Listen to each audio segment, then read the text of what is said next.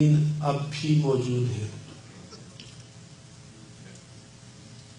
ہمارے ہاں ہندوستان پاکستان میں سر سید احمد خان، جن کا ویسے دیگر حوالوں سے آپ نام بڑے اکرام کے ساتھ لیتے ہیں، لیکن دین کے حوالے سے انہوں نے معجزات کا انکار کیا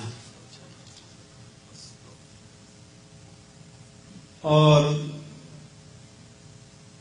غلام احمد پرویز نے انکار کیا اور تاویلات کی۔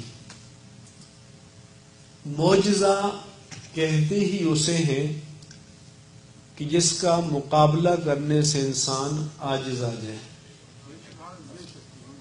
جس کا انسان مقابلہ نہ کر سکے اسے معجزہ کہتے ہیں۔ جب مدعی نبوت کے ہاتھ پر اس کی ذات سے ادعائے نبوت کے ساتھ اس کا صدور ہو، اسے معجزہ کہتے ہیں۔ قرآن مجید میں معجزے کا لفظ نہیں آیا، بلکہ اس کے لیے آیت، برہان اور بینہ کے کلمات آئے ہیں۔ معجزہ خرق عادت، ما فوق العادت کو کہتے ہیں، یعنی ایک ایسا معاملہ جو روٹین میں یوزولی عام حالات میں عام طور پر رونما نہیں ہوتا، اس کو معجزہ کہتے ہیں۔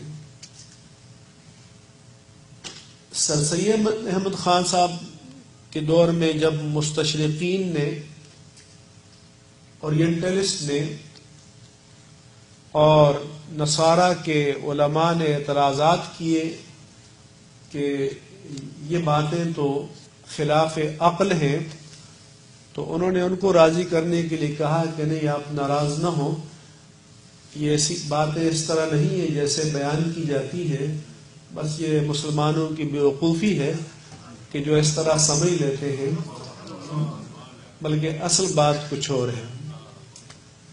اور انہوں نے کئی تعویلیں کی۔ مثال کے طور پر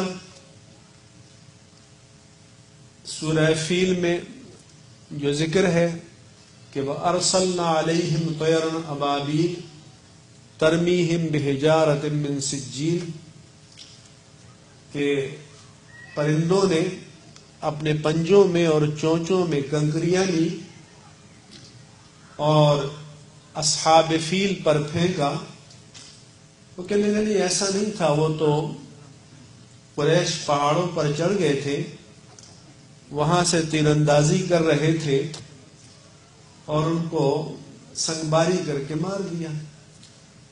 ان سے کہا گیا کہ پھر یہ پرندوں کا تذکرہ کہاں سے آ گیا؟ انہوں نے کہا وہ جب لاشیں گل سڑ جاتی ہیں تو پرندے ان کو نوچنے کے لیے، گوشت کھانے کے لیے آتے ہیں۔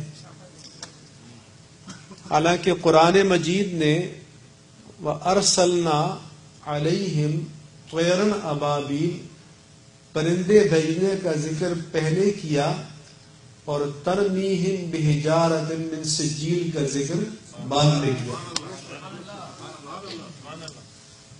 اور ہم یہ بھی کہتے ہیں کہ یہ جو آج کل گائیڈڈ میزائل کا تصور ہے کہ کمپیوٹر کے ذریعے اس کے ٹارگٹ کے پوائنٹ پر اس کو فکس کر دیا جاتا ہے اور خود ٹریس کر کے اپنے ٹارگٹ پر پہنچ جاتا ہے، تو قرآن نے اس کا تصور بہت پہلے پیش کر دیا ہے۔ اور علماء نے کہا کہ ہر پرندے کے پنجے میں، دونوں پنجوں میں 2 کنکریاں تھیں اور چونچ میں 1 کنکری تھی، اور یہ کنکریاں گائیڈڈ میزائل تھیں۔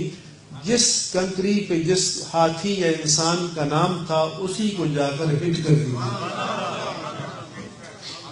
اور ٹارگٹ ادھر سے ادھر نہیں ہوتا تھا۔ تو انسان سائنٹیفکلی اب جہاں تک پہنچا ہے قرآن نے اس کا تصور بہت پہلے پیش کیا. اسی طرح سے سر سید نے کہا موسیٰ علیہ السلام کہ فَاضْرِبْ بِعَصَاكَ الْحَجَرَ فَانْفَجَرَتْ مِنْ حُسْنَتَ عَشْرَةَ عَيْنًا، کہ اپنی لاٹھی پتھر پر ماریے 12 چشمے پھوٹ پڑیں گے. تو انہوں نے کہا انگریزوں سے کہ آپ ناراض نہ ہوں، یہ مسلمان ایسے ہی نادان لوگ ہیں، ایسی بات نہیں ہے. لاٹھی مار کے چشمے جاری نہیں کیے تھے، بلکہ لاٹھی سے ٹیک لگا کر اوپر چڑھے تھے تو ان کو چشمے مل گئے تھے.